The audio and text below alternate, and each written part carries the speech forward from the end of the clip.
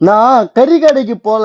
நான் ஆபீஸ் வேலைக்கு போறேன். ஏன்னா, எல்லாருமே ஆபீஸ்க்கு போற டைமிங்ல கிளம்பி, நான் வந்து எல்லார் கூடயும் சேர்ந்து ஆபீஸ்க்கு போற மாரி கறி கடைக்கு போறேன். மணி பார்த்தீங்கன்னா 9:30 மணி. 9:30 மணி கடைக்கு போற டைம் ஆகுது. கடைக்கு வந்து பார்த்தா, கவுண்டர் சீட்ல பையன் உட்கார்ந்திருக்கான். புது பையன். என்னடான்னு பார்த்தா, ஒரு பூனை.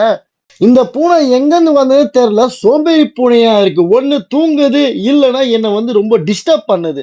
ஒண்ணு சாப்பிட குடுத்தாலும் சாப்பிட மாட்டேன்து. அது என்னதான் பண்ணுது தெரியல. எப்போ பார்த்தாலும் தூங்கிட்டே இருக்கு.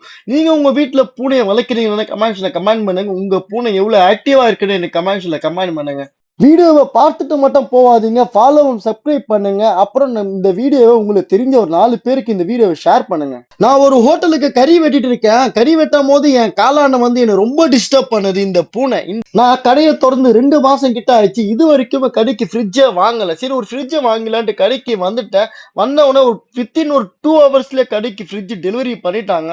அப்போ ரிஷா வண்டி வந்தது. அந்த ரிஷா வண்டி உள்ளே கடைக்குள்ளேயே போயிடுங்க அப்படின்ட்டு கடைக்கு உள்ளே தூக்கியாச்சு. நான் ஃப்ரிட்ஜ் வாங்காம இருக்கிறதுக்கு காரணமே ஃப்ரெஷ் அண்ட் மீட் கொடுக்கணும் அப்படின்றதுக்காக சிக்கன் மட்டன் எது இருந்தாலுமே நான் ஃப்ரெஷ்ஷா கொடுக்குறேன். ஸோ அதனால ஃப்ரோசன் எனக்கு தேவைப்படலை அப்படின்னு நான் ஃப்ரிட்ஜ் வாங்கல.